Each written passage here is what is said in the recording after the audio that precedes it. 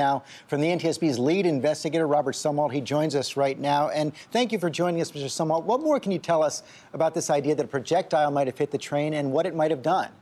George, thanks for having us. And, you know, this idea of something striking the train, that's one of the many things that we're looking at right now.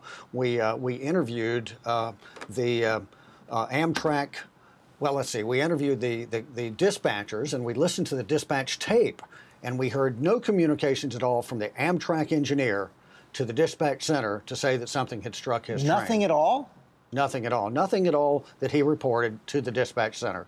So this is just, as you say, one theory, nothing reported early on. You've spoken now with the engineer. He's remembered so little. So you're any closer to figuring out the cause of the crash?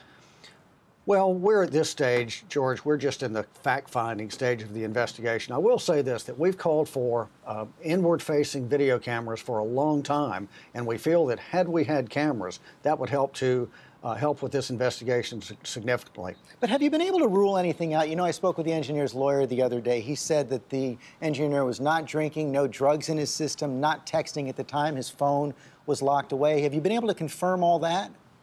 Well, we have conducted drug and alcohol testing in accordance with the federal law. We have also requested the cell phone records, as we do for any transportation accident. So these are the many things that we are doing, and we just slowly start gathering the information and then slowly start ruling things out. And what's the most important thing you need to know right now? Well, I think what we need to know, we need the traveling public to know that the NTSB is conducting a very thorough investigation, and we will get to the bottom of this, and we have to have positive train control implemented soon to keep things like this from happening in the future. But we just heard it may not happen by the end of the year. Well, you're right, and that's very troubling to the NTSB. We have seen countless accidents over the years that could have been prevented had positive train control been implemented. Okay, Mr. Sumwalt, thanks very much for joining us this morning. Let's get more on this now from Pierre Thomas, who covers the FBI, Dan Abrams, our chief legal analyst. And Pierre, let me begin with you. Describe the FBI's role now in this investigation. Good morning, George. There are a number of ways the FBI can help solve the mystery of the cracked glass. FBI forensic scientists will work with their NTSB counterparts to look at the window to try to determine if the cracks were caused by projectiles or somehow caused by the derailment. Depending on what the NTSB wants, they could ship the entire windshield down to the FBI's lab in Quantico, Virginia, for more detailed analysis. There they can use high-powered microscopes to peer into the cracks to search for embedded particles that might offer clues as to whether anything hit the glass.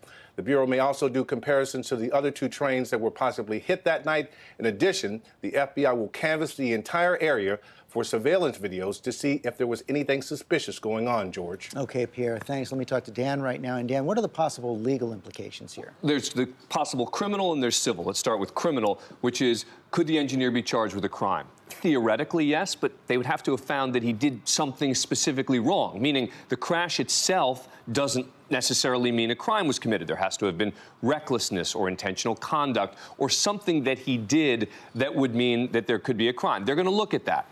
Number two is civil, which is all these people that were injured are now going to sue. But what's interesting is that in 1997, there was a law passed that basically said there's a cap of $200 million total for all the victims together in a train accident. Considering you're talking about hundreds of victims here, $200 million, you could argue, might not even cover all of the medical expenses in connection with this case. So that's going to be something that is going to be under the microscope, that particular law. There are going to be lawyers who are going to try and get around it, et cetera. It certainly will. While we have you here, we also had that big news on Friday. Joe Harzer and I have sentenced to death by that jury. But this is just the beginning of what could be a very long appeals process. It will be a long appeals process. But let's remember, the best thing he could get would be a new trial. No one's going to order an acquittal for him. That's very unlikely that he'll get a new trial. What's interesting is that when you read the verdict form, 3 of these jurors actually bought into the defense's argument, which is that he was under the power and the spell of his brother, that he would not have done this had it not been for his brother. And yet, despite that, these 3 jurors, in addition to the 9 others, all agreed to sentence him to death. Is that grounds for an appeal? It's not grounds for an appeal in and of itself, but expect the defense to focus on those jurors, meaning when they say that there were legal errors in the case, and as a result we should get a new trial, they will, I think, highlight the fact that those 3 jurors seemed willing to accept the heart of the defense. Okay, Dan, thanks very much.